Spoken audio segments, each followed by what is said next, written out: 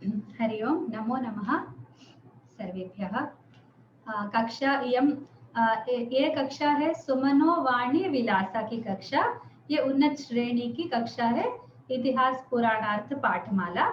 स्वरवाणी प्रकाश की ओर से यह बुधवार की कक्षा होगी। और पहले प्रार्थना करके हम प्रारंभ करते हैं इसको। यो ब्रह्माणं विदधाति पूर्वं यो वै वेदांश्च प्रहिणोति तस्मै तन्मदेवमात्मबुद्धिप्रकाशं मुमुक्षुर्वै शरणमहं प्रपद्ये। संस्कृते ह्यनुरक्ताश्च शिक्षणाय प्रवर्तिताः स्वागतं सुमनो वाणी विलासे वः पुनः पुनः। समेषां स्वागतम्। संस्कृतेन हि संस्कारः संस्कृतिश्च विवर्धते कटिबद्धा भवे मात्र रक्षणाय च संस्कृतेः। इन कक्षाओं का प्रथम प्रयोजन है संस्कृति की रक्षा। संस्कृतम संस्कृतेर मूलम, संस्कृत भाषा संस्कृति का मूल होने के कारण इसका अध्ययन हर संभव विधान से करना चाहिए, हर संभव माध्यम से करना चाहिए और कराना भी चाहिए। इसीलिए इन कक्षाओं का आयोजन किया गया है और ये और भी प्रवृत्ति होगी इन कक्षाओं में। प्रति सप्ताह ये कक्षा, सप्ताह का हर दिन ये कक्षाएं होने लगेंगी, एक एक दिन एक एक विषय को लेकर होने लगेंगी। उस प्रणाली में ये बुधवार की कक्षा है इतिहास और पुराणों के आधार पर। सबसे पहले हम जानते हैं कि इतिहास और पुराण होते क्या है। उसको बिना जाने यहाँ तक पहुंचे हैं ये अर्थ नहीं है।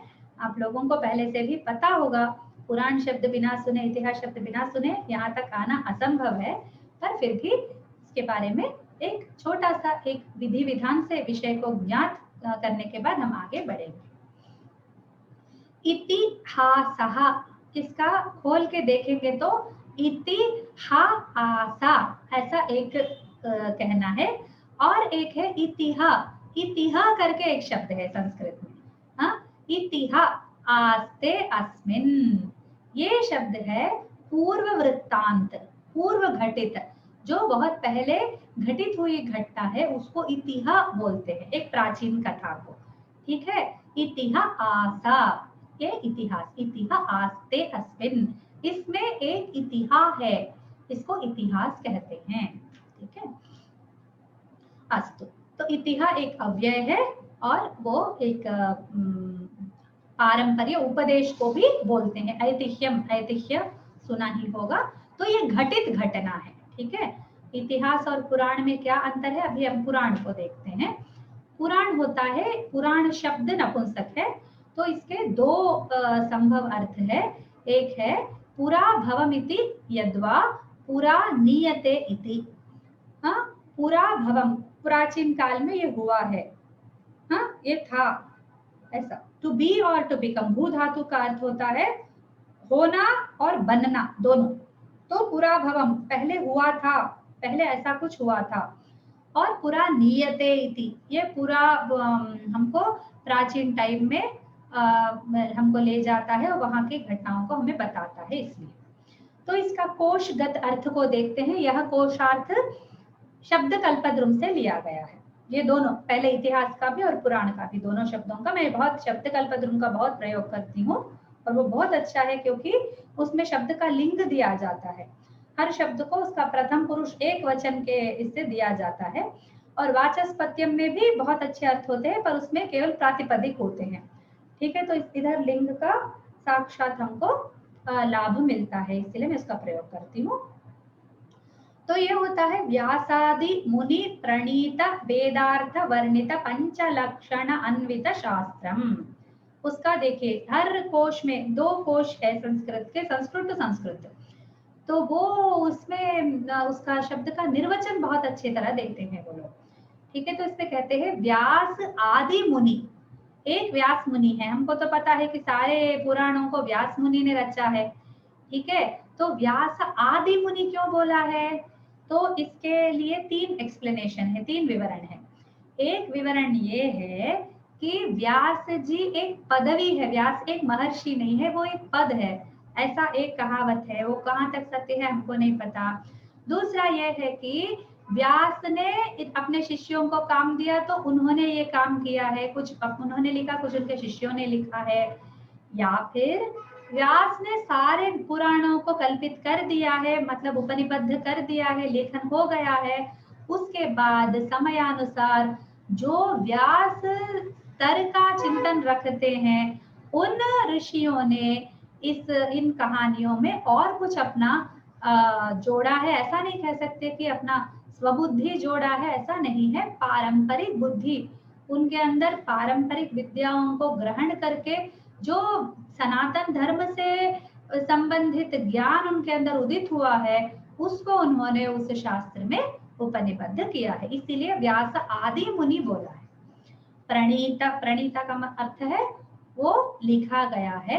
वेदार्थ वर्णित, वेद और उनके अर्थ को वर्णित पंचलक्षण अन्वित शास्त्रम। इसमें पुराणम पंचलक्षणम करके एक कहावत है, ठीक है, पंचलक्षण अन्वित शास्त्रम। तो ये भी एक शास्त्र है, जैसे एक व्याकरण शास्त्र होता है, जैसे एक मीमांसा होता है, दर्शन शास्त्र होते हैं, वैसे ही पुराण भी एक शास्त्र है। तो वेद इतिहास पुराणाभ्याम वेदम समुपब्रह्मयेत, ऐसी एक कहावत है, ठीक है। ये कथन, ये पंक्ति महाभारत में आती है। तो वो क्या कहते हैं, इतिहास और पुराणों के द्वारा, तृतीया विभक्ति है भ्याम, इतिहास पुराणाभ्याम वेदम समुपब्रह्मयेत। तो वेद को ही, वेद के अर्थ को ही पुराण और इतिहास और विस्तार से बताते हैं। तो क्यों जी, सभी को वेद पढ़ने दे सकते हैं ना, क्यों पुराण और इतिहास बीच में लाते हैं? तो इसका प्रश्न का उत्तर है कि वेद पढ़ने के लिए और वेद को अध्ययन करने के लिए, वेद रक्षा करने के लिए, उस परंपरा में जाने के लिए बहुत सारे पापड़ बेलने पड़ते हैं। कैसे पापड़ है वो? पहले आचार पालन करो, नियम पालन करो, उसके लिए एक तरह का जीवन जियो जो सबके वश की बात नहीं है।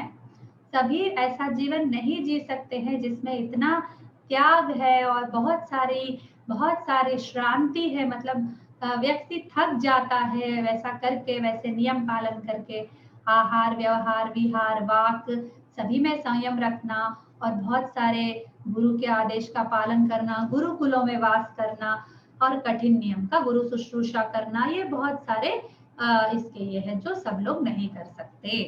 तो स्त्री शूद्रों के लिए, और फिर सामान्य बुद्धि वाले किसी कोई भी हो जो वेद अध्ययन स्वयं नहीं कर सकता है, वो स्वरों का ज्ञान होना, गुरु के अभाव में वेद को तो पढ़ना भी नहीं चाहिए, सुनना भी नहीं चाहिए। तो जो उसमें स्वर होते हैं वो बहुत ही मुख्य होते हैं, तो वो सब उसका अध्ययन नहीं कर सकते।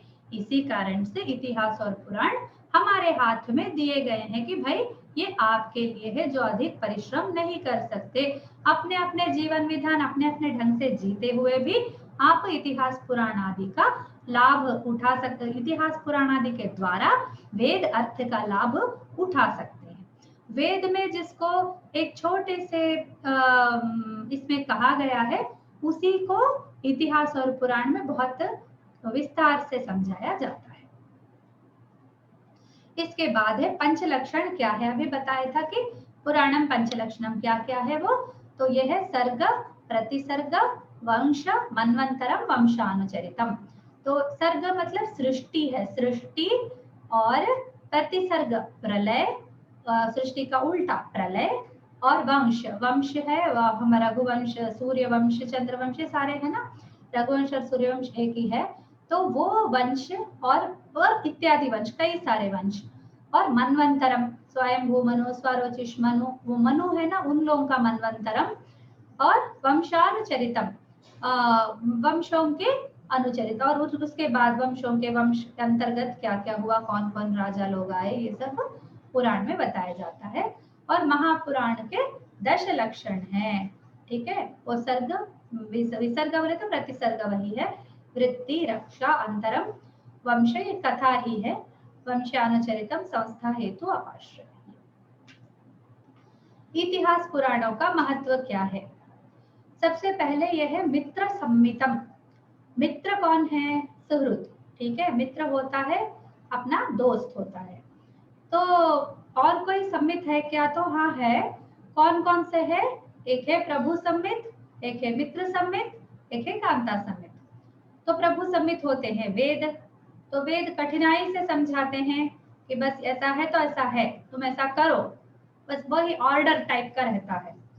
ठीक है, तो आप सुनो ना सुनो, वेद को कोई समस्या नहीं है। वेद अपनी बात कह देते हैं और हमें उसका अनुसरण अपने ढंग से करना होता है, बस उसमें कोई प्रति प्रश्न का सवाल ही नहीं उठता है। और ये जो मित्र सम्मित है, इसमें उतनी कठिनाई नहीं रहती है, कोई आज्ञा जैसा नहीं देते हैं।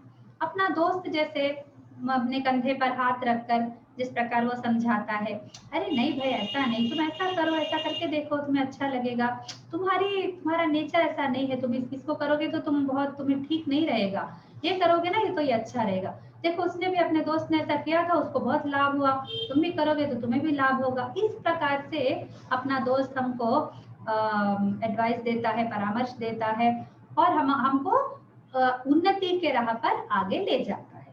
उसी प्रकार पुराण भी ये नहीं बोलते कि तुम ऐसा करो, करो या मरो, मुझे कोई मतलब नहीं है, ऐसा नहीं कहता है इतिहास पुराण।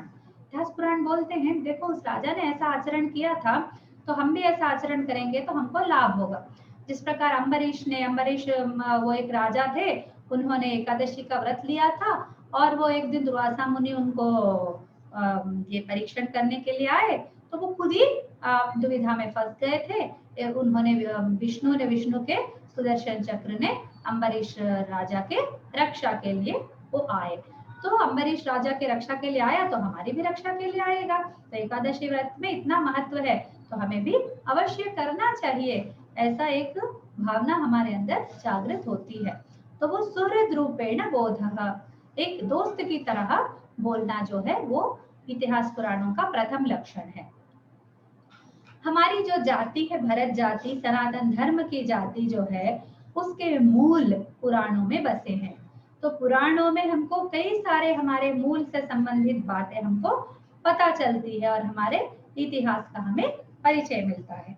जो जिस देश का होता है, जो जिस भूमि से संबद्ध होता है, उसे उसका गर्व होता है, उसे उससे एक अपनत्व होता है, एक मन पसंद भावना होती है कि ये मेरी है। ठीक है, वो जो मेरी है, वो मुझे बिलोंग करता है ये विषय, उससे अधिक कोई भी चीज व्यक्ति को उसमें नहीं खींच सकता। ठीक है, तो कोई जापान के बारे में, जर्मनी के बारे में आपसे बात करेंगे तो अच्छा ऐसा होता होगा, ठीक है, थोड़ा सा अट्रैक्शन होता है, अच्छा ठीक है बोलते हैं। लेकिन जब हमारे राजाओं के बारे में, हमारे महर्षियों के बारे में, महात्माओं के बारे में हमें पढ़ने को मिलता है तो अवश्य हमारा मन बहुत पुलकित होता है। ठीक है, इसका एकमात्र उदाहरण यही है कि पता है हमारे दादाजी के दादाजी कैसे हैं हमने देखा नहीं, लेकिन कोई कहानियां बताता है कि जब आपके दादाजी के दादाजी थे तो कितने अच्छे थे वो, उन्होंने इतने सारे अच्छे काम किए हैं, आपको पता है वो उनका कितना बड़ा नाम है इस शहर में, इस गांव में, जो भी है वो बोलते हैं। तो हमें सुन के बहुत आश्चर्य होता है, बहुत आनंद होता है, अच्छा ऐसे थे हमारे दादाजी, इतने महान थे, तो हमें भी ऐसा महान बनना चाहिए। इस प्रकार उस कहानी में जैसे हम किसी और के बारे में सुन रहे हैं, बगल के घर वालों के बारे में सुन रहे हैं, तो हमको कोई अपनापन नहीं लगता। लेकिन जब हम अपने दादाजी, अपने दादी माँ, उनके बारे में सुनते हैं तो हमें बहुत अच्छा लगता है। उसी प्रकार भारत देश से संबंधित, हमारे धर्म से संबंधित जब हम इन ऐतिह्यों को सुनते हैं तो हमारे मन में एक अपनत्व जागता है। इतना ही नहीं, कोई विवादित विषय हुआ, जैसे राम सेतु का विषय है कि वो राम सेतु वहां बना है लेकिन वो एडम्स ब्रिज है ऐसा बोलते हैं। अरे नहीं ये तो हमारे रामायण में लिखा है। अच्छा जी, रामायण में लिखा है तो वो भी कहानी लिखी होगी, तो ऐसी इतनी अच्छी कहानी इतने क्लियर डिटेल्स के साथ कैसे लिखी होगी कि समुद्र हर 100 वर्षों में इतना एक इंच वो बढ़ता जाता है।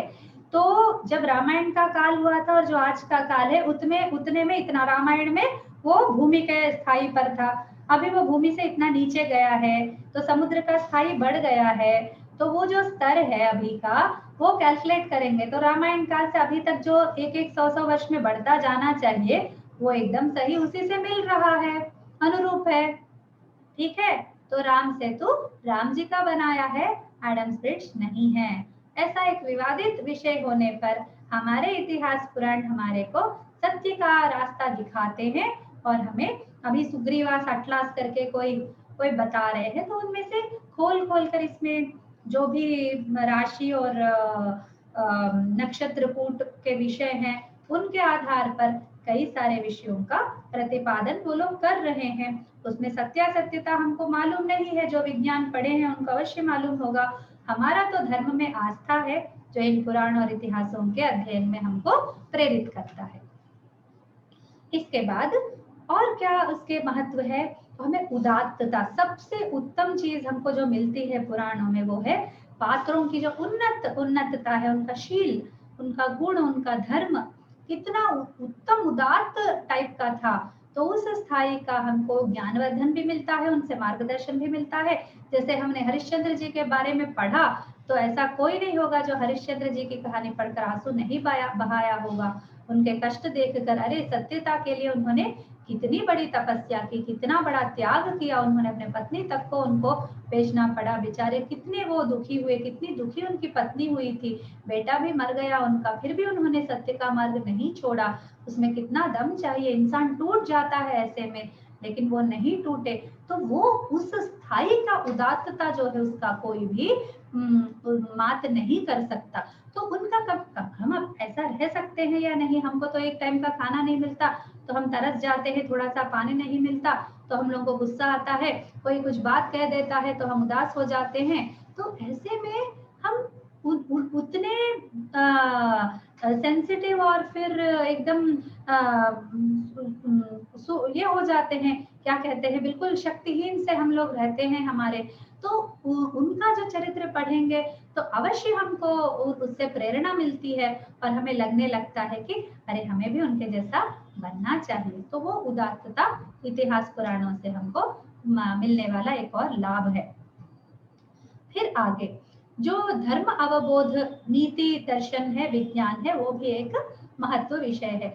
धर्म का विषय हर कदम पर हमको इतिहास पुराणों से मिलता है। वो घटनाओं के द्वारा, वो इतिहास पुराण स्वयं से धर्म का सूत्र नहीं बंधाते, वो कोई शास्त्र नहीं है, जैसे स्मृति शास्त्र नहीं है कि उसमें भाई आपको क्या बोलते हैं वो लूनर एक्लिप्स होने पर आप ये करो, ग्रहण होने पर ऐसा करना चाहिए और फिर श्राद्ध में ये नियम पालन करना चाहिए, जब आप गांव जाते हैं, जब आप ट्रैवल कर रहे होते हैं इन नियमों का पालन कीजिए। ऐसा कुछ लिखा नहीं होता है उसमें। इसमें लिखा होता है, कुछ घटना लिखे होते हैं, फलाना राजा हुआ था, उन्होंने ऐसा ऐसा किया, उनके साथ ऐसा ऐसा अनुभव हुआ, या कोई व्यक्ति था, कोई महात्मा था, उनके साथ ये घटनाएं घटी, फिर उन्होंने, उनकी पत्नी ऐसी थी, उनके बच्चे ऐसे थे, या कोई स्त्री साध्वी मणि थी, उनके साथ ऐसा ऐसा हुआ। तो ये सारी चीजों का जो घटना के माध्यम से धर्म और नीति का प्रदर्शन करते हैं वो अद्वितीय है इतिहास पुराणों में। ठीक है। फिर हमारा एक पूर्व आचार रहा करता था। कैसा आचार था वो?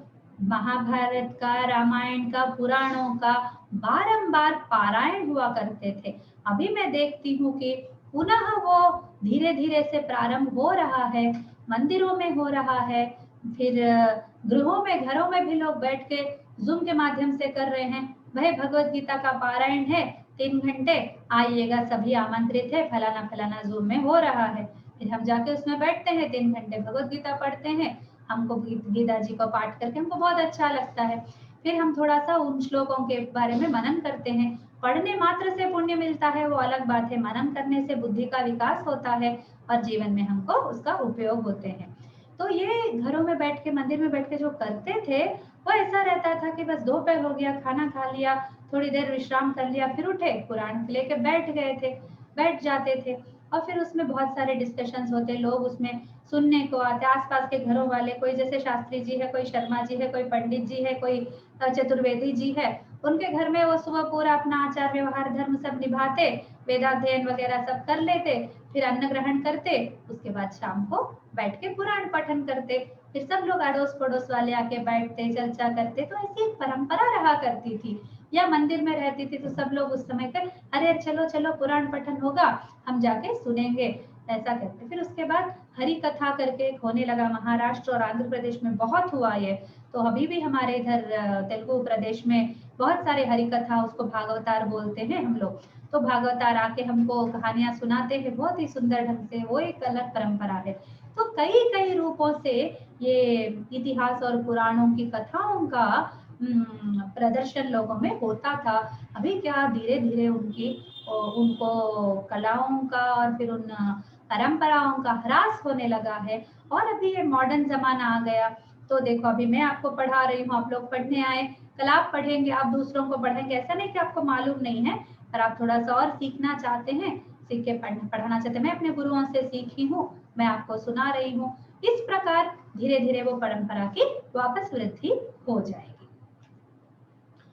और इन ग्रंथों को कभी भी हमारे पूर्वजों ने, जैसे हमारे दादाजी है और हमारे उनके पिताजी है और हमारे नाना जी है, उनको आप एक बार स्मरण कीजिए, वो रामायण के विषय में कभी भी एक गिरकर बात नहीं करते, निचले स्तर के बातें कभी नहीं करते।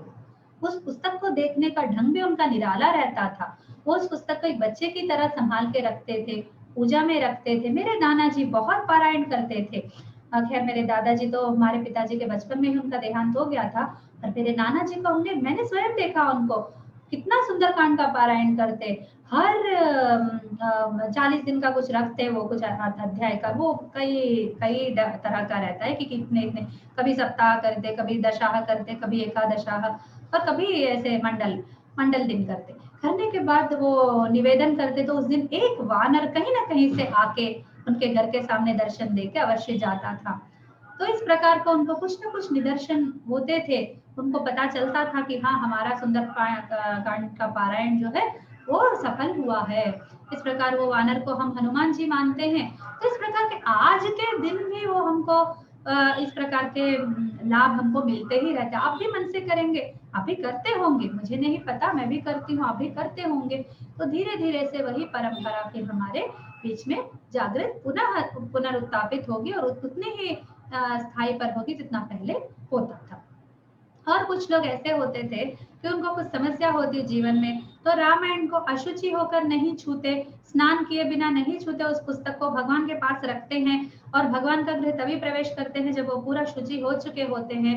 तो उस प्रकार का करने पर उनको जब जीवन में दुविधा आती तो रामायण खोल के देखते या महाभारत खोल के देखते, और उस ग्रंथ को छू कर कहते कि हे ग्रंथराज, हमारी दुविधा, हमारी दुख को दूर करो हमारे मन से। फिर उससे प्रार्थना करते और उससे उनको लाभ मिलता, और वो एकदम वो उसमें से जब भी खोलते तो उनको उसका समाधान मिल जाता था। तो इस प्रकार का एक पूजा स्थान उन ग्रंथों का हुआ करता था।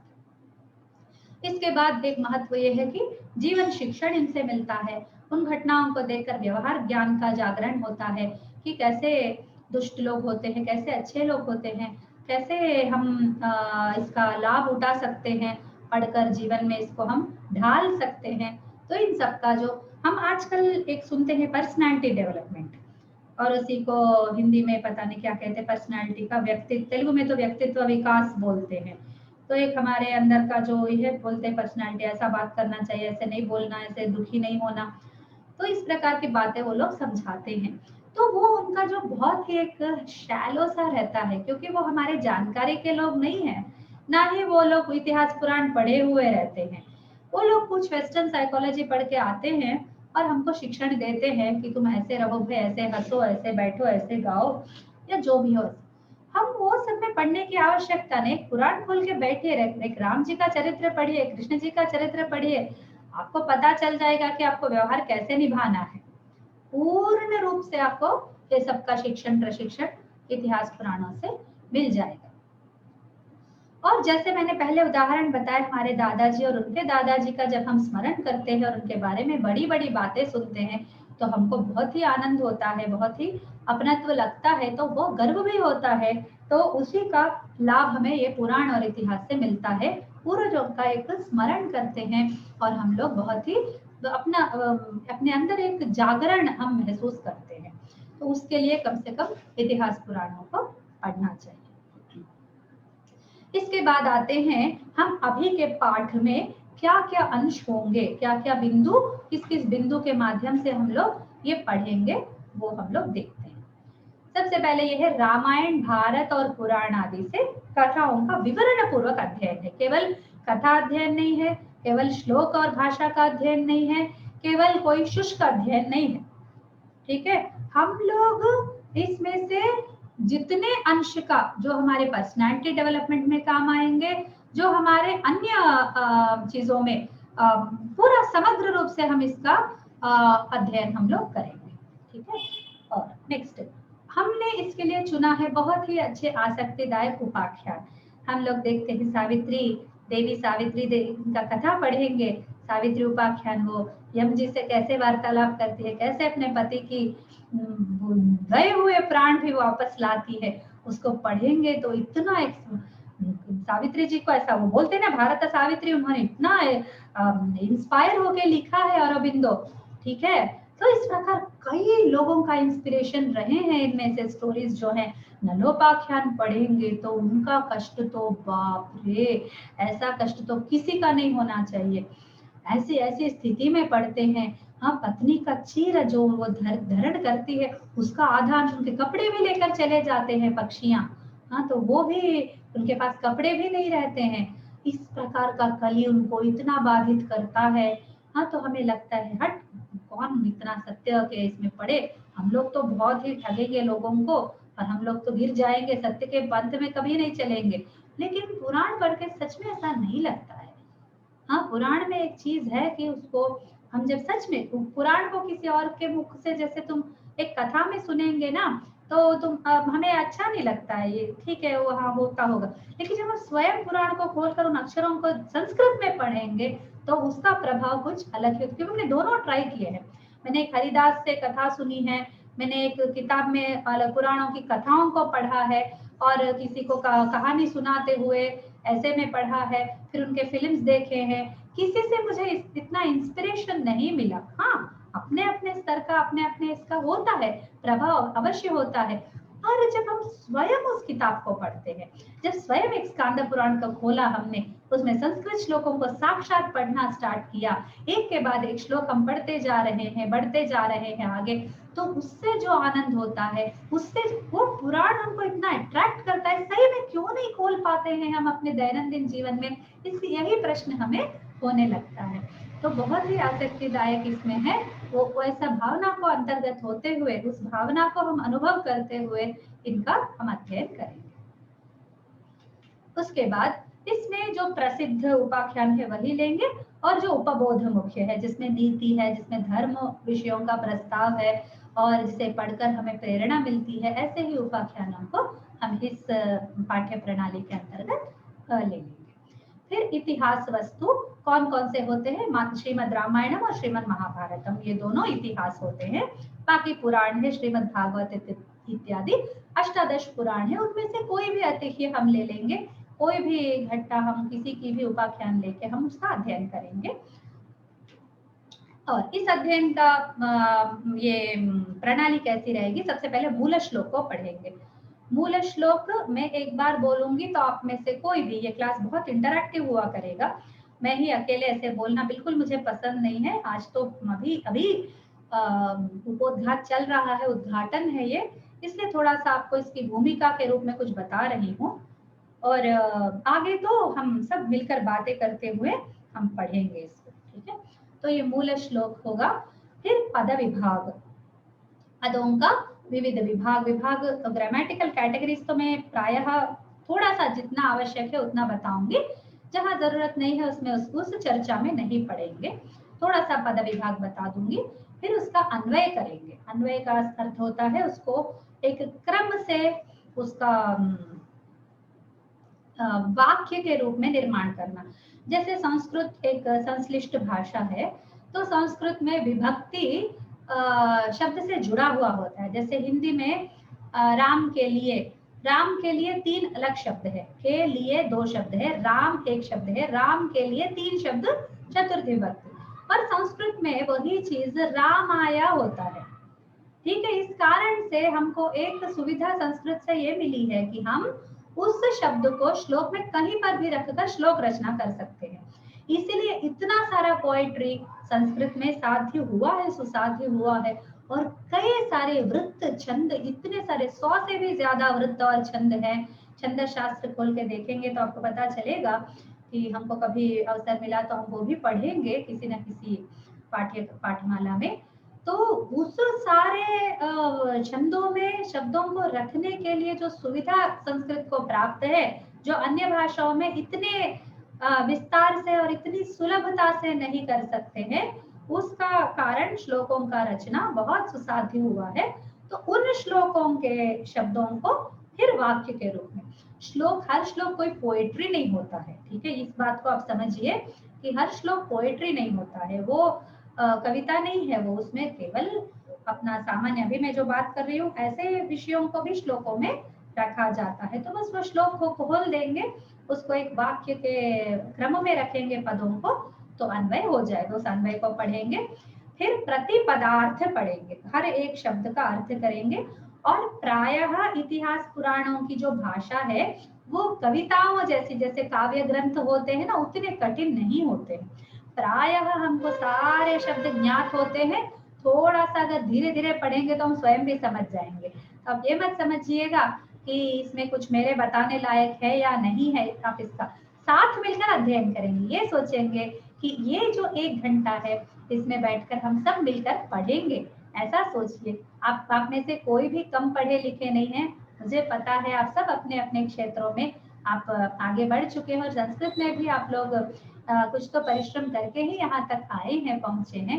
क्योंकि इस पाठमाला का एक ये मैंने रखा कि थोड़ा संस्कृत ज्ञान आवश्यक है, ठीक है, इसलिए आप पढ़े लिखे हैं, आप इसको जानते हैं भली भांति।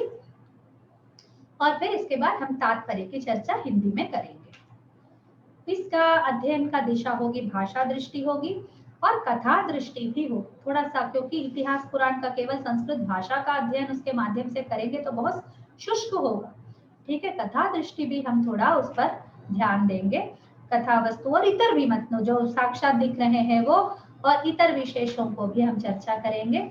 फिर हम प्रश्न और अभ्यास, ये साक्षात इंटरैक्टिव होगा, तो मैं प्रश्न भी पूछूंगी और अभ्यास भी दिया करूंगी, तो आपको ये इतना सारा कुछ करके अगले सप्ताह तक आपको समय मिलेगा, वो करके आपको आना पड़ेगा। इस पाठ का जो लक्ष्य और उद्देश्य है वो देखते हैं एक बार। इस मुख्य प्रयोजन ये है, सबसे पहला प्रयोजन है पुण्य फल, ठीक है।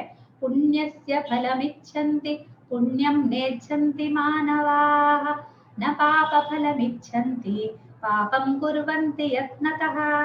ये बोलते हैं वेदव्यास, बहुत बड़ी विडंबना है हमारे परंपरा में, हमारे मानव जीवन में, कि जो मानव है पुण्यस्य फलमिच्छन्ति, पुण्य का फल तो चाहते हैं पर पुण्य नहीं करते, मतलब धर्माचरण नहीं करते हैं। पाप का फल नहीं चाहते हैं पर पापाचरण करते हैं, जानते हुए नहीं जानते हुए, मजबूरी से, जो भी हो। जो वाल्मीकि था वो पहले एक चोर लुंठाक था, वो लुटेरा था, क्या करता था, वो क्या बोला, तो पूछते हैं महर्षि तुम क्यों लुटेरे बने हो रे, क्यों हम सबको ठग रहे हो और उनको मार रहे हो, तुमको पाप नहीं लगेगा? तो बोलता है कि देखो हमारे घर, मैं भी जानता हूँ इससे पाप होता है, पर घर वालों को मैं कैसे खाना दूंगा, घर वालों को मार डालूं क्या मैं, मेरे को यही मार्ग मालूम है। तो वो पूछते हैं ठीक है तुम इतना पाप कर रहे हो, फिर उनके जाके पूछो कि तुम्हारे पाप में सहभागी बनेंगे कि नहीं, जिनके लिए तुम इतना पाप कर रहे हो उनको इतना तो तुम्हें लाभ मिलना चाहिए, उससे तुम अकेले पाप कैसे भोगोगे इतना सारा। तो नहीं वो जरूर लेंगे। बोलता है नहीं तुम पूछ कर आओ। तो वो जाता है पूछता है, तो बोलता हम तो पाप के भागी बने तुम्हारे साथ, तुम हमारे घर के हेड हो, तुम उसके स्वामी हो, तो तुम्हारा कर्तव्य है तुम निभाओ। बस बहुत छोटी सी बात है सुनने के लिए। हमारे नित्य जीवन में भी हमको ये प्रश्न उठता है कि कोई पाप करने का, कोई जैसे कोई यही ले लीजिए, उत्कोच ले लीजिए, उत्कोच लेने का समय आता है, हमें बहुत पैसों की आवश्यकता होती है, मन कहता है चलो ले लो, इससे निपट लेते हैं, इस दुविधा से, ये जो हमारा कार्य है उससे ठीक हो जाएगा। पर धर्म कहता है नहीं लेना चाहिए उत्कोच, भगवान पर भरोसा रखो, तुमको मिल जाएगा कहीं ना कहीं से पैसा। तो इस प्रकार का जो दुविधा होता है, तब हम वाल्मीकि के चरित्र को एक बार याद कर लेते हैं, उसको क्या समाधान मिला था, उत्कोच लेकर हम जो प्रयोजन पाने वाले हैं उससे बढ़िया एक पाप फल हमारे सर पर बैठने वाला है। तो ये जो एक मन में कॉन्शियस है वो हमको वाल्मीकि कथा पढ़कर हमको पता चलता है। तो ये इससे क्या हुआ, हम पाप करने से बच गए। ठीक है, तो ये पुण्य फल देखिए कितना साक्षात पुण्य फल हमको मिला। इसलिए बोलते ये कथा सुनकर ही पुण्य मिलेगा, तो सच है। क्यों सुनकर पुण्य मिलेगा? क्योंकि हमारे मन में वो जब बैठ जाएगी बात, एक न एक दिन वो हमको याद आएगी कि बचपन में जो कथा, आज भी मेरी दादी माँ जी के मेरे जो उन्होंने कहानियां सुनाई और जो साथ में बातें बताई थी, आज भी मेरे मन में है। वो बहुत बचपन में सुना था, तब भी हमको बहुत अच्छी तरह याद है। और हम अपने बच्चों को बताएंगे तो उन्हें भी, तो वो जो पुण्य फल तो वहां से जागृत होता है। पुण्य कोई डब्बा वस्तु नहीं है, कोई डब्बे में रखी वस्तु जैसी नहीं है वो, तो पुण्य ऐसे जागृत होता है। ठीक है, तो मैं अभी उपाख्यान आपको पढ़ा रही हूँ तो मुझे भी पुण्य मिलेगा, आप सुन रहे हैं तो आपको भी पुण्य मिलेगा, क्योंकि एकैकम अक्षरम प्रोक्तम महापातक नाशनम। रामायण जी में लिखा है, ये साक्षात लिखा है। वाल्मीकि ने ब्रह्मा के कहने पर उसको लिखा, हर किसी को देखेंगे। व्यास जी ने भी ब्रह्मा के कहने पर लिखा और साक्षात गणेश जी ने उसको लिखा है, तो उसको हम छू रहे हैं, उन अक्षरों को हम अपनी आंखों से छू रहे हैं। अब मैं स्क्रीन पर आपको पढ़ाऊंगी, उस अक्षर को तो नहीं छू रही हूँ मैं, लेकिन उनको आंखों से छू रही हूँ, उनको अपने दिमाग में ले रही हूँ, उनको आत्मसात कर रही हूँ मैं।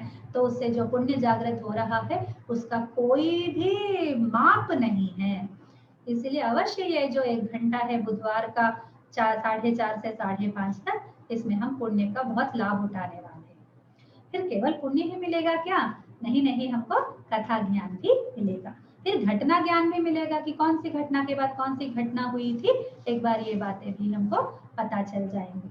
साथ में हम थोड़ा पात्र विश्लेषण भी करेंगे, जैसे युधिष्ठिर हुए, कोई भीम हुए, कोई उनके क्या लक्षण हमको दिखाई दे। अभी तो रामोपाख्यान पढ़ेंगे, उसमें बहुत सारे रामायण के पात्र आएंगे, तो एक एक बात से उनके उनके उनके पर्सनैलिटी का, उनका व्यक्तित्व का किस अंश का हमको पता चलता है, उसका थोड़ा थोड़ा विश्लेषण करते हुए आगे बढ़ेंगे। और साथ में भाषा ज्ञान, शब्द ज्ञान भी पाएंगे, क्योंकि पद विभाग कर रहे हैं, अन्वय कर रहे हैं, तो इससे शब्द ज्ञान भी होगा, वाक्य निर्माण का भी बोध होगा हमको। ये होते हैं साक्षात जो हमको दिखते हैं वो प्रयोजन है। अब जो नहीं दिखते उनका प्रयोजन का बताती हूँ। एक तो आपको सुनने की आदत होगी, जैसे श्लोक को पढ़ते पढ़ते आप अच्छी भाषा को सुनेंगे, आप भी बोलेंगे साथ में। ठीक है, तो श्रवण कौशलों का वर्धन होगा। फिर उच्चारण सौष्ठवम, आप बोलेंगे साथ में, तो आपका अभी जो बोलने की त्रुटियां हैं वो धीरे धीरे खत्म हो जाएंगी। उसके बाद आपको एक चीज होती है विच्छित्ति। विच्छित्ति का अर्थ होता है, इंग्लिश में उसको इडियम बोलते हैं। इडियम सुना हो, इडियम IDIOM, इडियम। तो इडियम एक ऐसा अंश है भाषा का जो किसी और भाषा में उसका अनुवाद नहीं हो सकता। जैसे मुहावरे हुए, ठीक है, हिंदी में मुहावरे तो बाप रे, वो मुझे जितनी भाषाएं आती है उसमें तो मुझे चार भाषाएं आती है, इंग्लिश, हिंदी, तेलुगु और संस्कृत। तो इन सब में मैंने देखा कि हिंदी में कई सारे मुहावरे हैं। ठीक है, भाषा पदबंध के दृष्टि से और मुहावरों की दृष्टि से हिंदी बहुत ही संपन्न भाषा है। तो ऐसे मुहावरों को आप देखेंगे कि आप हिंदी से इंग्लिश में ट्रांसलेट कीजिए, क्या कर पाएंगे? और ऐसे ही इंग्लिश में कुछ इडियम्स होते हैं। इंग्लिश में 2 तरह के इडियम्स होते हैं, एक होते हैं जो मुहावरे टाइप के होते हैं, और दूसरे होते पदबंध होते हैं, जैसे फ्रेजेस बोलते हैं ना, तो उन फ्रेजेस का कोई अनुवाद नहीं होता। जैसे गेट अप, कम ऑन, तो इनका कोई अनुवाद नहीं होता, तो इसको संदर्भानुसार हमें करना पड़ता है। कम ऑन बोले तो ऐसा चलिए ना, कीजिए ना इस काम को, संसिद्ध हो जाइए, इस प्रकार का अर्थ होता है। तो इस प्रकार के कुछ पदबंध होते हैं जिनका हम अनुवाद नहीं कर सकते, तो उन पर भी हम दृष्टि डालेंगे तो हमारी भाषा की वृद्धि होगी। फिर घटनाओं का ज्ञान भी होगा, रोचक होगा, बड़ा आसक्ति बोले तो रोचक है, आसक्तिकारक घटनाओं का हमको ज्ञान होगा। फिर पदबंधों का भी हमको ज्ञान होगा, हम उनका प्रयोग भली भांति क्लास में करेंगे। ठीक है, उनका प्रयोगार्थ जो पदबंध है उनको पढ़ते हुए हम यहाँ प्रयोग भी उसका सीखेंगे। फिर पुराणों में आपको ज्यादा डायलॉग नहीं मिलेंगे, ठीक है, डायलॉग साक्षात नहीं होते हैं, पर कथा कथन का कौशल अवश्य अभिवृद्ध होता है, जैसे कथा को कैसे कहना चाहिए, ठीक है, जो नरेशन होता है, नरेशन स्किल्स आपके बहुत डेवलप होंगे इसको पुराणों को पढ़ने से। फिर इनके बारे में हम थोड़ा बहुत तो लेखन का तो थोड़ा होमवर्क तो मैं दिया करूंगी आपको अवश्य उसके बारे में, आज तो नहीं होगी, आज पहली कक्षा है, आज होमवर्क नहीं होगी, लेकिन अगले सप्ताह से आपको अवश्य कुछ ना कुछ होमवर्क में मिला करेगा। आप उसको कोई भी श्लोक खोलेंगे, उसका अन्वय पे चर्चा करेंगे ना, तो उससे संबंधित कितने भी पॉसिबल वाक्य है, ठीक है, उस श्लोकों उन श्लोकों के शब्दों से हम अपने वाक्य बनाकर प्रयोग करके थोड़ा थोड़ा संस्कृत का भी हम डेवलप करेंगे। अब साक्षात विषय पर आते हैं, रामोपाख्यान। मैं एक्चुअली महाभारत के बारे में, रामायण के बारे में भी आपको थोड़ा बताने का मुझे लालच था, पर मुझे पता है समय का अभाव बहुत होगा, इसीलिए मैंने सोचा चलो साक्षात रामोपाख्यान, आपको तो पता है थोड़ा रामायण महाभारत के बारे में अवश्य।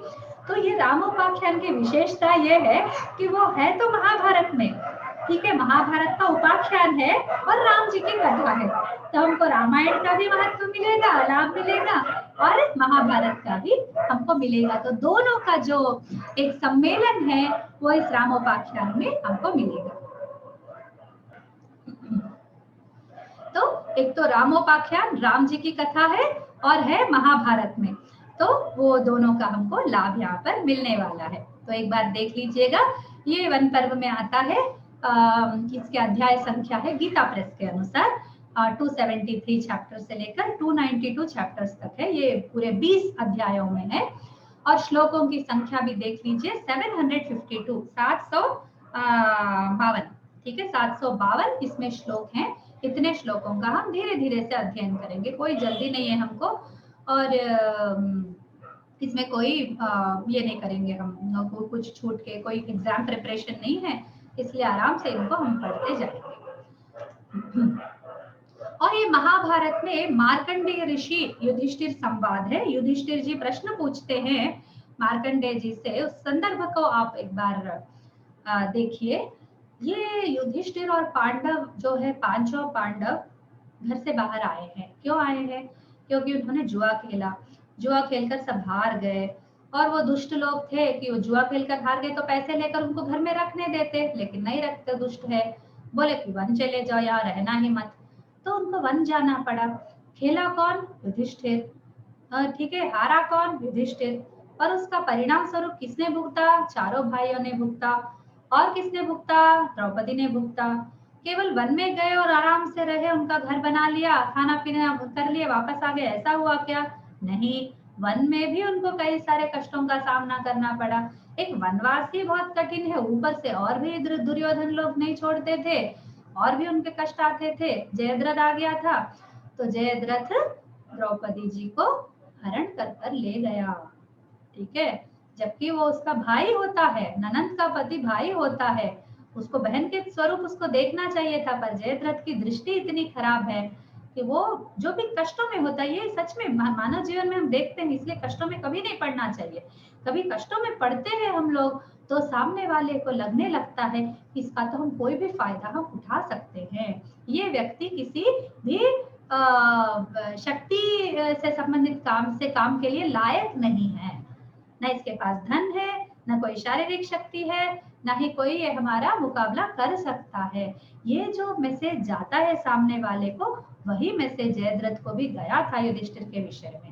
तो युधिष्ठिर बड़े दुखी हो जाते हैं कि ये कैसी दुविधा की स्थिति में मैं पड़ गया हूँ, ये कैसी आपत्ति मेरे पर टूट पड़ी है, ये क्या है जीवन करके वो बेचारे बहुत ही दुखी होते हैं। और जब भी हम दुखी होते हैं, आप हम देखते हैं कि इतिहास पुराण में एक न एक महर्षि अवश्य आते हैं और हमको मार्गदर्शन करते हैं। वो केवल युधिष्ठिर से बात कर रहे हैं ऐसा नहीं लगता, ऐसा लगता है वो हमको कुछ सुना रहे हैं, ठीक है, वो हम ही से बात कर रहे हैं, हम ही को कुछ बता रहे हैं, हाँ, हम ही को मार्गदर्शन कर रहे हैं, ऐसा लगता है। तो इसी प्रकार मार्कंडेय ऋषि भी युधिष्ठिर से बोलते हैं कि भाई तुम्हारे कष्ट क्या कष्ट है, ये तो कोई कष्ट है ही नहीं, बस देखो वो राम जी हुए थे, हाँ, त्रेता युग में हुए थे राम जी, उनके कष्टों को सुनोगे ना तो तुम रो पड़ोगे कि वो कितना, वो मैं तो कितना ठीक हूँ, मेरे पास कम से कम मेरे इतने सारे भाई हैं, इतना सारे साथी हैं मेरे, राम जी तो अकेले विचरे वनों में, उनके साथ कोई नहीं आया, ठीक है, उन्होंने किसी को साथ नहीं रखा। तो ऐसे कई सारी चीजों में तुम उनसे बहुत बेहतर हो।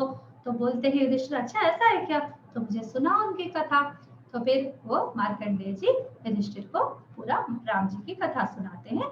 उसी के अंतर्गत ये 20 चैप्टर्स आ जाते हैं। तो कुछ अध्याय संख्या देखेंगे आप, किसी किसी में थोड़े 70 से ज्यादा है, किसी किसी में 15, 20, 22 बस इतने ही श्लोक है, कम श्लोक भी है, ठीक है। तो आराम से हम लोग इसको कर लेंगे। फिर व्यास जी की शैली पर आते हैं। व्यास महर्षि की शैली होती है बहुत एकदम सटीक शैली होती है, कुछ भी ज्यादा नहीं बोलते वो, जितनी कथा है जितनी घटना है उतनी ही बात करेंगे, एकदम सटीक सी, बहुत ही एकदम जैसे तराजू में रखकर बोल रहे हो, और हमें उसका भार भी महसूस नहीं होता है। वो फ्लो रहता है, एक प्रवाह रहता है उसपे, हमें बंद करने की इच्छा नहीं। तो संस्कृत आप अगर भली भांति जानते हैं तब स्वयं पढ़ के ही देख लेंगे तो उसमें कितना फ्लो है, टक टक टक टक टक श्लोक चले जाते रहते हैं और कथा आगे बढ़ती जाती है, बीच में संवाद आते हैं, बीच में प्रश्नोत्तर होते रहते हैं, बीच में कई सारे इमोशंस, सब एकदम सभी इमोशंस को एक ही तरह बताते जाते हैं। वो न कोई चीज ज्यादा बोलते हैं न कोई चीज कम बोलते हैं, बहुत ही अत्यधिक ये इनका शैली बहुत एकदम स्ट्रेट शैली, स्ट्रेट फॉरवर्ड भाषा रहती है इनकी, बहुत अच्छा लगता है पढ़कर। और बहुत संक्षिप्त बोलते, कोई विस्तार विवरण नहीं होता है, वरना लक्ष्य श्लोकों में इतने सारे उपाख्यान, इतना सारा कथा उनको बताना है तो इतने लक्ष्य श्लोकों में भी वो संक्षिप्त ही बताते हैं, ठीक है। और इसका एक मुख्य लक्षण है उपबोधकता, हर चीज में एक उपबोध होता है इनका। क्या है इनका, नीति बोलते हैं, ठीक है। एक न एक नीति इसमें बताते हैं। तो हम जो ले रहे हैं वो गीता प्रेस का पाठ है, ये जो श्लोक संख्या अध्याय संख्या जो आप देख रहे हैं गीता प्रेस का है किताब, ये उनका महाभारत का जो पूरा संस्कृत श्लोक के नीचे हिंदी रहता है वो वाली बुक है। और मैं आपको मूल मात्र दूंगी या प्रयास करूंगी कि थोड़ा पद विभाग अन्वय बनाओ, क्योंकि ये सप्ताह में एक कक्षा है, तो मैं थोड़ा प्रयास करूंगी, थोड़ा सा समय दीजिए। अगर नहीं कर पाई तो आपको कम से कम मूल का आपको दिखाकर, मैं इंटरनेट से मुझे प्राप्त हुआ है मूल, टंकित मूल मिला है, तो मैं आपको वो मूल श्लोक दिखाते हुए उसका विवरण मैं अवश्य आपको हिंदी में दूंगी। तो ये है हमारे कुछ ब्लॉग्स और यूट्यूब के चैनल्स, इनके बारे में थोड़ा सा बता देती हूँ जो नए विद्यार्थी हैं उनके लिए। मैं व्हाट्सएप पर संस्कृत के कुछ लेख लिखती थी, तो उन सबका संचय इधर है, संस्कृत भी है, हिंदी भी है, तेलुगु भी है, इंग्लिश भी है, आप थोड़े संस्कृत के इसमें देख सकते हैं। फिर ये यूट्यूब चैनल पहला वाला है, ये इसमें श्लोक है, स्तोत्र है, कुछ गाने हैं, कुछ बाल गीत है, इस तरह के कुछ 1-2 स्पीचेस है, तेलुगु में है। तो तेलुगु का और हिंदी, तेलुगु का और संस्कृत का 2 भाषाओं में, इसलिए यहाँ पर आपको मिलेगा सामग्री। फिर ये जो तीसरा देख रहे हैं यहाँ पर आपको लेसन्स मिलेंगे, ठीक है। तो इसमें अभी ये जो लेसन है आपको इसका रिकॉर्डिंग इस YouTube चैनल पर आपको मिल जाएगा, ठीक है। थोड़ा समय लगेगा, उसके बाद मैं अपलोड कर दूंगी। और ये कक्षाएं जो है प्रायः हर दिन होंगी, थोड़े और कक्षाओं का अनाउंसमेंट करना है। हर दिन वीकडेज में 4:30 to 5:30 हिंदी में होंगी, वही विषय 3 to 4, उससे पहली कक्षा तेलुगु की हुआ करेगी, ठीक है। ये प्रणाली रहेगा इनका। अभी ये तीसरी कक्षा है जो शुरू हुई है, चौथी कक्षा शुक्रवार से प्रारंभ होगी। 2 कक्षाएं पहले से प्रारंभ हो चुकी हैं, वो है भाषा शिक्षण के, सैटरडे और संडे को केवल संस्कृत भाषा सिखाती हूँ, और ये वीकडेज में अलग अलग विषय को लेकर। अभी शुक्रवार की कक्षा उच्चारण की होगी, ये वाली कक्षा हो रही है इतिहास पुराणों की हो रही है, और कुछ और काव्यों का कुछ और पाठ भी हम लोग धीरे धीरे से प्रारंभ करेंगे स्वरवाणी प्रकाश की ओर से। यहाँ पर मेरा पाठ खत्म हो जाता है, आप अपने डाउट्स पूछ सकते हैं। मैं देख रही हूँ चैट में मुझे कुछ प्रश्न मिले हैं। Which book will be followed, Bhagavatam? No, we are following Mahabharata. Bhagavat follow नहीं कर रहे हम लोग, ये महाभारत में है रामोपाख्यान, उसको फॉलो कर रहे हैं। और फिर रामायण फ्रॉम महाभारत वन पर्व, सी स्क्रीन शेयर। ओके, ठीक है, उन्होंने लिखा है समाधान, ठीक है, धन्यवाद। ओके, हाँ, अभी आप अनम्यूट करके अपने प्रश्न पूछ सकते हैं, अभी 10 मिनट और है। प्रथम श्लोकम यदस्ति अद्य प्रारम्भं कर्तुं शक्यते चेत् सम्यक् अस्ति। अद्य तु श्रीरामनवमी अस्ति। सत्यं सत्यं, रामनवम्याः सर्वेभ्यः शुभाशयाः। अवश्य अद्य प्रारम्भं कुर्मः इत्येव चिन्तितवती।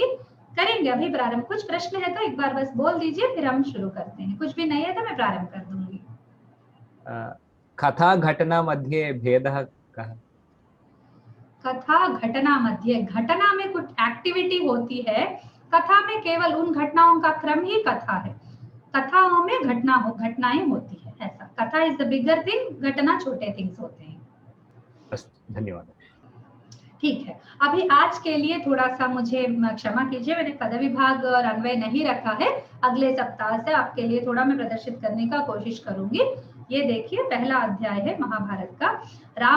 रामोपाख्यान पर्वणि युधिष्ठिर प्रश्ने त्रिसप्तति अधिक द्विशततम अध्यायः। इसको प्रारंभ करने से पहले एक श्लोक पढ़ना होता है, अगर मैं भूल गई तो आप मुझे याद दिला दीजिएगा। अभी पढ़ते हैं। नारायणं नमस्कृत्य नरं चैव नरोत्तमं देवीं सरस्वतीं व्यासं ततो जयमुदीरयेत्। हर पुराण श्रवण, हर इसका पाठ का कुछ भी पुराण और इतिहास और महाभारत से रिलेटेड कर रहे हैं तो इस श्लोक का अवश्य बोलना चाहिए, महाभारत और पुराणों के विषय में। ठीक है। महाभारत की कथा में जन्मेजय और वैशंपायन का संवाद एक और कोई ऋषि हैं जो हमको बताते रहते हैं। ठीक है, उनका नाम हमें नहीं पता। महाभारत का प्रेजेंट नरेटर जो है उनका नाम नहीं पता हमको। वो इस कथा को हमें बता रहे हैं कि फलाना जन्मेजय का इसका यज्ञ हो रहा था ना, तब ये पहुंच गए वैशंपायन जी और ये प्रश्न उन्होंने पूछा। तो इसके बाद युधिष्ठिर और मार्कंडेय जी का प्रवेश होगा। तो पहला श्लोक हम पढ़ते हैं। कोई आगे आइए अनुच्चारण के लिए। मैं श्लोक का आधा एक पाद पढ़ाऊंगी और आप मेरे पीछे बोलेंगे। अनुमति हो तो हम। जी बिल्कुल बिल्कुल, हाँ। एवं हृतायां कृष्णायां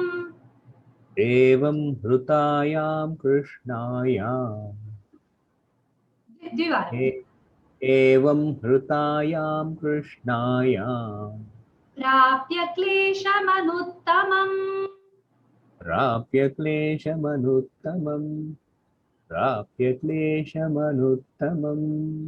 अत ऊर्ध्वं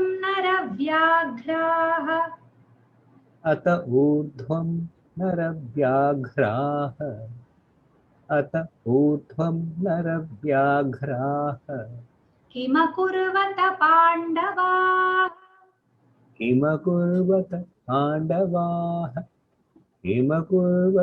पांडवाः। बहुत बढ़िया, बहुत बढ़िया। तो इसका एक बार मैं फिर से धीरे धीरे से पद विभाग करते हुए आपको इस श्लोक का प्रदर्शन करती हूँ। एवं हृतायां कृष्णायां प्राप्य क्लेशम अनुत्तमम् अत ऊर्ध्वं नरव्याघ्राः किम अकुर्वत पांडवाः। ठीक है, तो इसमें कई सारे ऐसे शब्द हैं जो आपको पहले से ही ज्ञात है। कौन कौन से शब्द आपको ज्ञात है, अनम्यूट करके आप बता सकते हैं। एवं ज्ञात है, क्या अर्थ है एवं का? इस रीति से, इस प्रकार से। क्लेशम, क्लेशः, क्लेश मतलब कष्ट। ठीक है, कष्ट देते, दुख देते। अनुत्तमम, चलिए इसको छोड़िए। कृष्णा कौन है? कृष्णा द्रौपदी है। द्रौपदी है, ठीक है। कृष्णायाम तो उसका सप्तमी विभक्ति है। ठीक है, देखते हैं आगे। और जो ज्ञात शब्द है नरव्याघ्राः ज्ञात है। व्याघ्र शब्द ज्ञात है, नर शब्द व्याघ्र तो, नरव्याघ्र तो कोई राजा होगा, किंतु कौन उधर देखा। हाँ सही है, इसके बारे में पुरुषों में व्याघ्र जो है, पुरुषों में जो सिंह है उसको नरव्याघ्र। आप बता सकते हैं इस श्लोक में वो किससे संबंधित है, किसके लिए बोल रहे हैं नरव्याघ्र? युधिष्ठिर नहीं, कृष्ण के लिए नहीं। देखिए, अच्छा मैं इसकी क्लू आपको बताती हूँ, कोई बात नहीं। नरव्याघ्राः शब्द कौन से वचन और कौन से विभक्ति में है, उसी विभक्ति उसी वचन में आपको दूसरा शब्द भी है, तभी पांडवाः। पांडवाः, बिल्कुल बिल्कुल। तो पांडवाः नरव्याघ्राः, ठीक है, उनके लिए ठीक है, विशेषण विशेष्य हमेशा एक ही लिंग वचन विभक्ति में होते हैं, ठीक है, हो गया। फिर ऊर्ध्व, ऊर्ध्व शब्द को पहचानते हैं, ऊर्ध्वम, हाँ, ऊपर, ऊपर, हाँ बिल्कुल, उच्च, हाँ, उसके उन्नति, हाँ उन्नति, उसके बाद, बाद के लिए भी प्रयोग होता है उसका, अतः ऊर्ध्वम, अतः इससे ऊपर, इसके बाद, ठीक है, ऐसा। किम हृतायाम, हाँ, हृतायाम बताते हैं, अभी हम ज्ञात शब्दों को देख रहे हैं। आपको पता है हृतायाम का अर्थ? नहीं, नहीं पता, हाँ ठीक है, तो या ज्ञात, हाथ, हाँ गेस कर सकता हूँ। हाँ, ठीक है, हृताय जो मतलब आहत हुए हैं, ऐसा कुछ है क्या? अपहरण, आपने बोले अपहरण हुआ ना जयद्रथ से। हाँ अपहरण, हृता, हृता मतलब हरण, हाँ जो हरण, अच्छा, हरण जिसका हो गया, हाँ, हरण, हर धातु, हृ धातु हर होता है, फिर हृता हृतायाम, का प्रत्यय है, तो हृताहरण हुई जो कृष्णा है वो, उसके बारे में बात हो रही है। और किम अपूर्वता, किम करूँ, गीता में भी क्या करे, क्या किया उन्होंने, हाँ, उसमें आता है ना, तो किम अपूर्वत पांडवा, क्या किया पांडवों ने, अपूर्वत, ठीक है, ये लंग लकार है, मतलब पास्ट टेंस है, ये पास्ट टेंस में पूछ रहे हैं क्या किया, वो बहुवचन है ना, पांडवाः है, इसीलिए किम अपूर्वता, ठीक है, पांडवों ने क्या किया।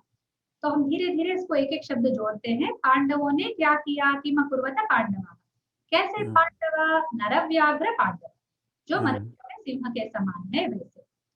और अतः ऊर्ध्वम, इसके बाद, किसके बाद, प्रश्न आता है, एवं हृतायाम कृष्णायाम, और प्राप्य क्लेशम अनुत्तमम, क्लेशम अनुत्तमम प्राप्य, किस रूप का क्लेश है, किस रूप का क्लेश को उन्होंने प्राप्त किया, अनुत्तमम का भी शब्द को जानते हैं, वो छूट गया था। अनुत्तमम मतलब उत्तम, तो आप पहचानते, आप सुन रहे हैं, तो अनुत्तमम में आपको उत्तमम सुनाई दे रहा है ना। उत्तम मतलब उत्कृष्ट स्थायी का, उच्चतर स्थायी का, ठीक है। और अनुत्तमम का अर्थ होता है इससे अधिक कोई कष्ट हो ही नहीं सकता, ऐसा कष्ट जिससे आगे कुछ और कष्ट नहीं हो सकता ना, उसको अनुत्तमम बोलते हैं। तो ऐसा अनुत्तम क्लेश को पाकर, तो कैसा क्लेश था भाई, पाकर, प्राप्य, प्राप्य में लेप है, प्र उपसर्ग है, अब आप धातु है, प्राप्य, ठीक है।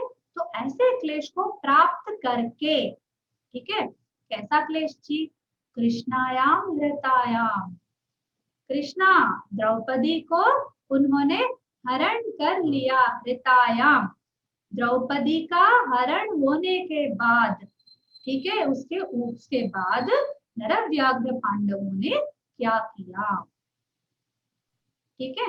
इस प्रकार हम चर्चा के माध्यम से धीरे धीरे से हम लोग पढ़ेंगे, ओके।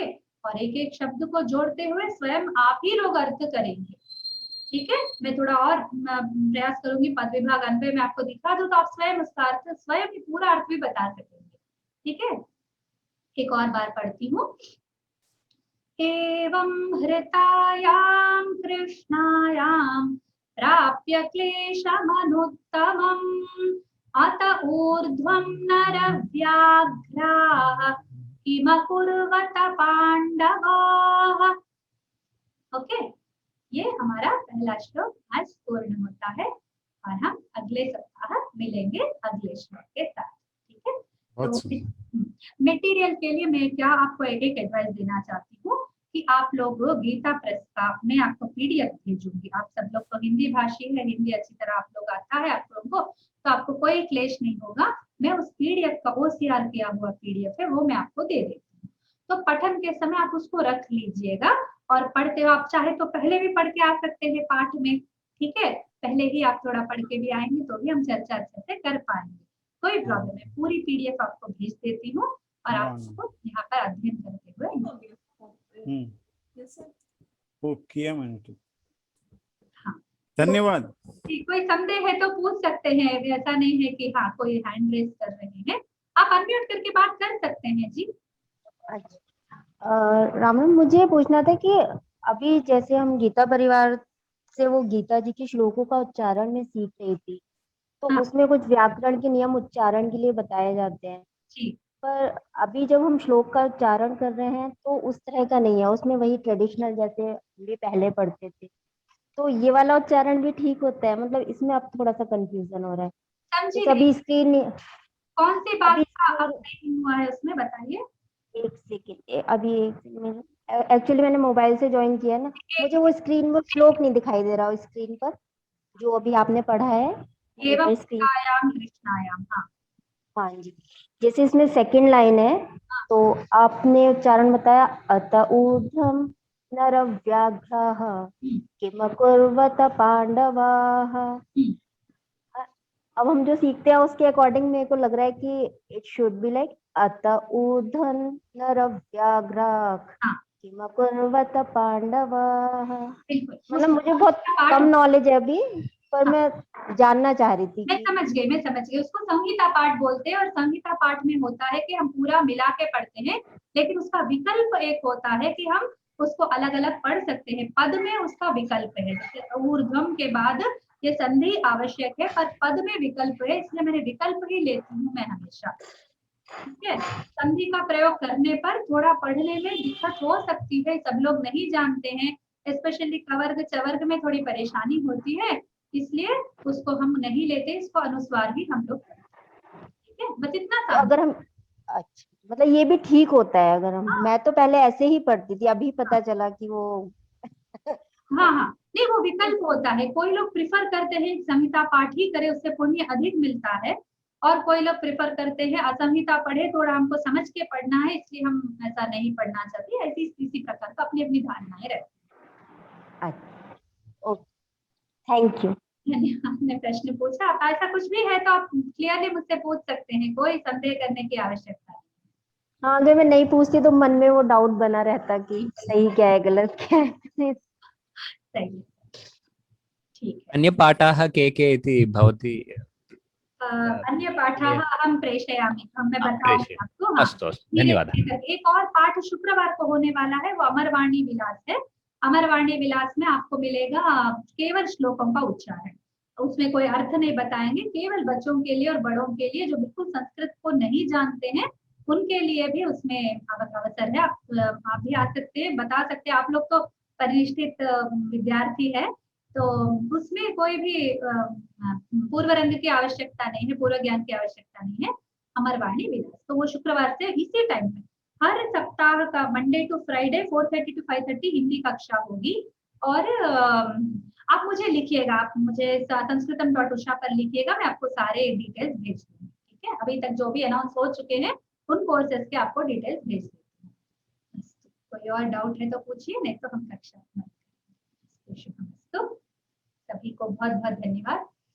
स्वस्ति प्रजाभ्यः परिपालयन्तां न्यायेन मार्गेण महीं महिषाः गोब्राह्मणेभ्यः शुभमस्तु नित्यं। लोकाः समस्ताः सुखिनो भवन्तु, सर्वे भवन्तु सुखिनः, सर्वे सन्तु निरामयाः, सर्वे भद्राणि पश्यन्तु मा कश्चित् दुःखभाग् भवेत्। सर्वं श्रीरामार्पणमस्तु। अस्तु, धन्यवाद। मुझे बहुत आनंद हो रहा है। सभी को श्री रामानुग्रह प्राप्तिरस्तु, इसी प्रार्थना के साथ विराम लेती हूँ। नमो नमः, अगले सप्ताह मिलेंगे। धन्यवाद, धन्यवाद, नमस्ते, नमस्ते। हरि ओम, नमस्कारः। हरि ओम, नमस्कारः।